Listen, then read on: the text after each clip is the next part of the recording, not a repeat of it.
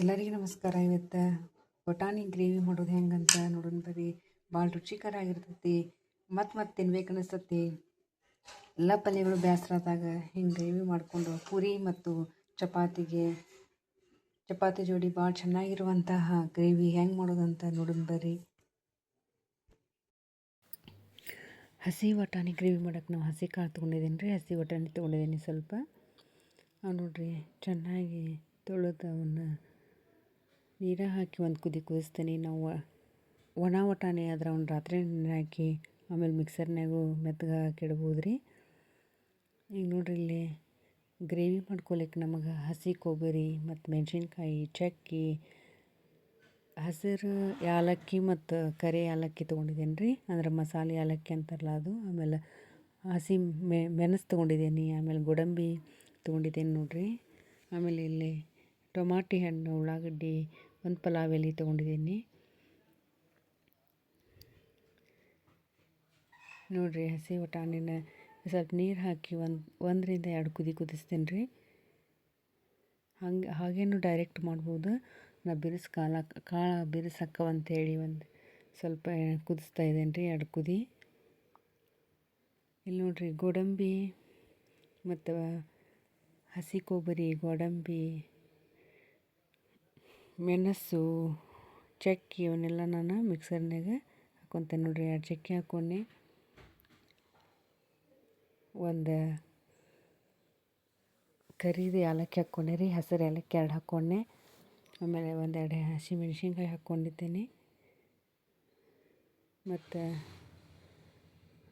ಮೆಣಸು, ಲವಂಗ ಎಲ್ಲ ಹಾಕ್ಕೊಂಡು ಅದನ್ನು ಏನು ಮಾಡ್ತೇನೆ, ನುಣ್ಣಗೆ ಪೇಸ್ಟ್ ಮಾಡ್ಕೊಂಬರ್ತೇನೆ ನೋಡಿರಿ. ಇಲ್ಲಿ ನೋಡಿರಿ, 2 ಕುದಿನ ಎಣ್ಣೆನ ಚೆನ್ನಾಗಿ ಕುದಿಸ್ಕೊಂಡು ಇಲ್ಲಿ ಬಾಣಲೆ ಕಾಯಕ್ಕಿಟ್ಟೇನಿ. ಈಗ ಅದಕ್ಕೆ ಬಾಣಲೆ ಕಾದೈತಿ. ಈಗ ನೋಡಿರಿ, ಎಷ್ಟು ಚೆನ್ನಾಗಿ ರುಬ್ಕೊಂಡು ಬಂದೆ ನುಣ್ಣಗೆ.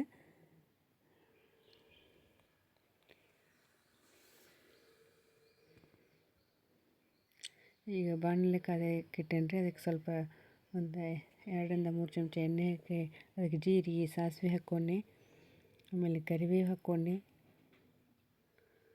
ಆಮೇಲೆ ಉಳ್ಳಾಗಡ್ಡಿ ಹಾಕ್ಕೊತೇನೆ ನೋಡಿರಿ. ಉಳ್ಳಾಗಡ್ಡಿ ಹಾಕ್ಕೊಂಡು ಚೆನ್ನಾಗಿ ಮಿಕ್ಸ್ ಮಾಡಿ ಆದಮೇಲೆ ಇಲ್ಲಿ ಬಟಾಣಿ ಕಾಳು ನೋಡಿರಿ ಬಸಿದಿಟ್ಕೊಂಡಿದ್ದೀನಿ ನೀರಿಂದ ತೆಗೆದು. ಈಗ ಇದಕ್ಕೆ ನೋಡಿರಿ ಅರ್ಶಿಣ ಪೌಡ್ರ್ ಹಾಕ್ಕೊತೇನೆ.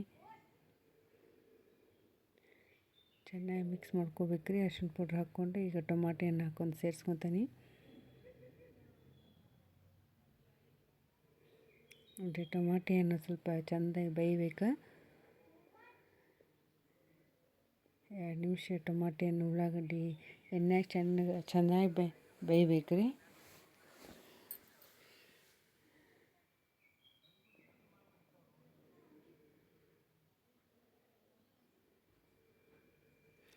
ಆಮೇಲೆ ಅಚ್ಚ ಖಾರದ ಪುಡಿ 1-2 ಚಮಚೆ, ಗರಂ ಮಸಾಲ ಸ್ವಲ್ಪ, ಆಮೇಲೆ ಸಾಂಬಾರು ಪೌಡ್ರ್ 1 ಚಮಚೆ ಸೇರಿಸ್ಕೊತೇನೆ ರೀ. ಅಚ್ಚ ಖಾರದ ಪುಡಿ, ಗರಂ ಮಸಾಲ, ಸಾಂಬಾರು ಪೌಡ್ರ್ 3 ಸೇರಿಸ್ಕೊತೇನೆ. 3 ಸೇರಿಸ್ಕೊಂಡು ಚೆನ್ನಾಗಿ ಮಿಕ್ಸ್ ಆಕೈತೆ ನೋಡಿರಿ. ಮಿಕ್ಸ್ ಮಾಡ್ಕೊತೇನೆ ನೋಡಿರಿ. 2 ನಿಮಿಷ ಮಿಕ್ಸ್ ಆದಮೇಲೆ ಈಗ ರುಚಿಗೆ ತಕ್ಕಷ್ಟು ಉಪ್ಪು ಸೇರಿಸ್ಕೊತೇನೆ ರೀ.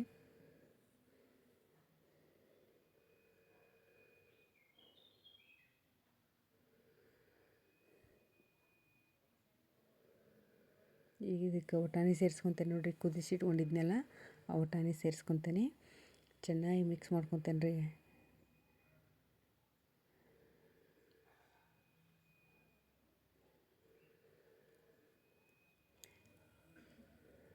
ನೋಡಿರಿ, ಚೆನ್ನಾಗಿ ಮಿಕ್ಸ್ ಆದಮೇಲೆ ಈಗ 2 ನಿಮಿಷ ಕುದಿಯಾಕ್ಬಿಡ್ತೇನೆ.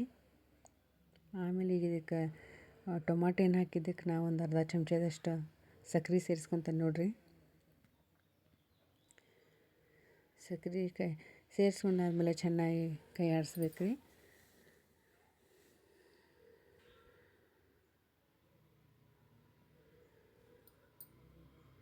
ನೋಡಿರಿ, ಈಗ ಕೊಬ್ಬರಿ ನುಣ್ಣಗೆ ರುಬ್ಬಿಟ್ಕೊಂಡಿದ್ನೆಲ್ಲ ಕೊಬ್ಬರಿ, ಗೋಡಂಬಿ, ಮಸಾಲೆ ಎಲ್ಲ ಅವನ್ನೆಲ್ಲ ಸೇರಿಸ್ಕೊತೇನೆ ನೋಡಿರಿ.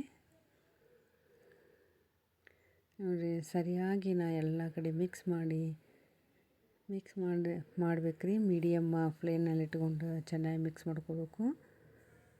ನಮಗಿನ್ನ ಸ್ವಲ್ಪ ಕಲರ್ ಬೇಕಂತಂದ್ರೆ ನಾ ಇಲ್ಲಿ ಮತ್ತೊಂದು ಅರ್ಧ ಚಮಚದಷ್ಟು ಅಚ್ಚ ಖಾರದ ಪುಡಿ ಸೇರಿಸ್ಕೊತೀನಿ.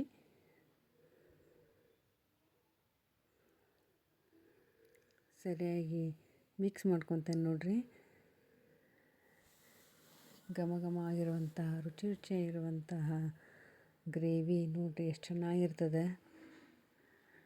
ಲಾಸ್ಟಿಗೆ ನಾ ಇಲ್ಲಿ ಕಸೂರಿ ಮೆಂತಿ ಸೇರಿಸಿದ್ದೆ ರೀ. ರುಚಿಯಾದಂತಹ ವಟಾಣಿ ಕಾಳು ಗ್ರೇವಿ ರೆಡಿ ಆಯ್ತು. ನೀವು ಎಲ್ಲರೊಮ್ಮೆ ಹಿಂಗೆ ಮಾಡ್ಕೋರಿ. ಬಾಲ್ಶಂಕರ್ ರೆಸಿಪೀಸ್ ನೋಡುತ್ತಿರುವ ಎಲ್ಲರಿಗೂ ತುಂಬ ಹೃದಯದ ಧನ್ಯವಾದಗಳು. ಪ್ಲೀಸ್ ಸಬ್ಸ್ಕ್ರೈಬ್ ಮಾಡಿರಿ, ಶೇರ್ ಮಾಡಿರಿ, ಕಮೆಂಟ್ಸ್ ಮಾಡಿರಿ.